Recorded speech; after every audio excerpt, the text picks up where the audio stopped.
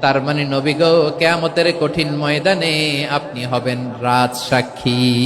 এজন্য আল্লাহ বলেন, নবী আপনি হচ্ছেন সাক্ষ্যদাতা, সব নবীদের উপর আপনি হবেন সাক্ষী, আবার আপনার উম্মতের সাক্ষীর উপর আপনি হবেন সাক্ষী। তার মানে নবী গো, কিয়ামতের কঠিন ময়দানে আপনি হবেন রাজ সাক্ষী।